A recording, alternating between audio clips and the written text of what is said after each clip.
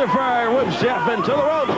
Jarrett leaps over, comes back under again, sets. And a big kick from Jeff Jarrett. Just kind of shoved Christopher down that time. Jeff over trying to get tag on Lawler. Christopher gets a tag on Luger. And Jarrett tags the king. Strap comes out. And look at Jerry Lawler. Left and right says send Luger down. Now it's Christopher. Everybody's in there. Jarrett whips Christopher into the rope. Picks him up and drops him down face first. What a move from Jeff Jarrett. Slams Christopher into the turnbuckle. Hey, Jerry Lawler's got Lex Luger, and he pile drives the Narcissist. Lawler pile drives Luger over there, and the king says, wait just 1 minute, though. Lawler looks like he may have fire in there.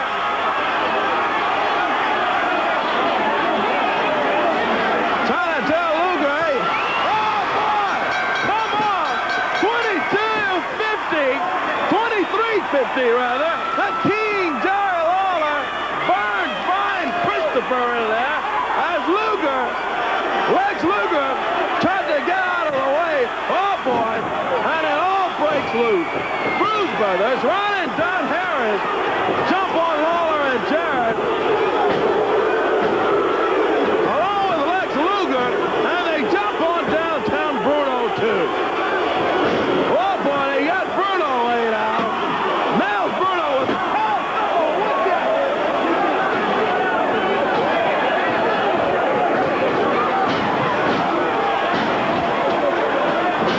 Hey, Ron and Don Harris, the Bruise Brothers, with that chair, nailing away on Downtown Bruno with it.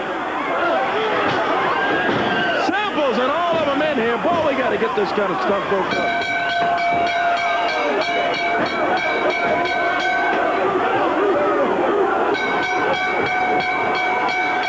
Bruise Brothers, Ron and Don Harris, Bert Prentice and Mike Samples. Well, Jeff Jarrett and Downtown Bruno have joined me here just as we wrap up the highlights of that. What a great crowd we got today. They are fired up today. You know, Dave, when I was watching that tape, the first thing I thought when it came to my mind, I thought of the song Great Balls of Fire. And Brian Christopher, you know how that feels. But as the tape went along, Brian, you know, it seems like I thought of that song Friends in Low Places by Garth Brooks. Yeah, it's a great song, but Brian Christopher thinks he's so real big and bad the last couple of weeks because he's been hanging around Howard Finkel. And ever since he met Howard, he's got friends like Doink the Clown.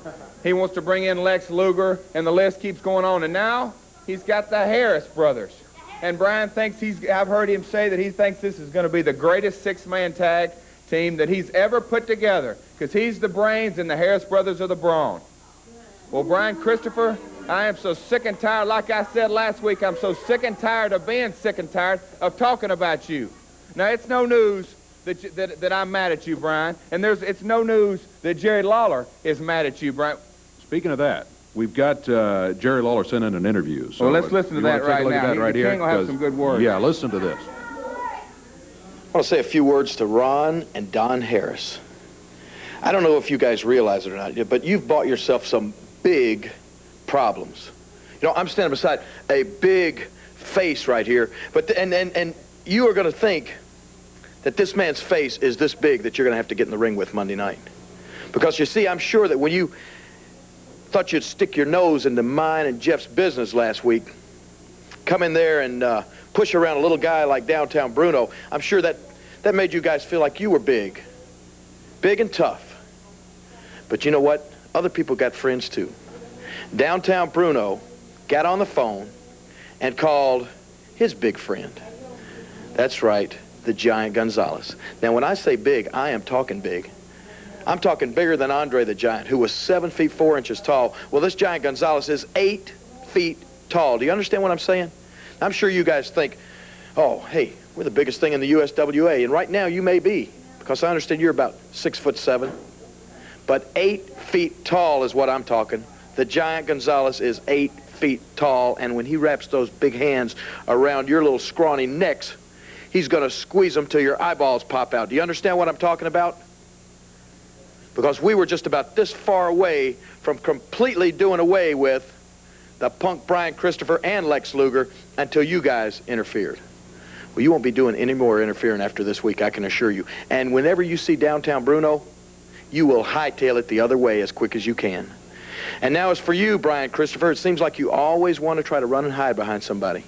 Now you think you're going to hide behind the Twin Towers. You think they're real big, and you'll be able to scrunch way down and peek around and keep them real occupied and keep everybody not being able to get to you. Well, I can tell you this.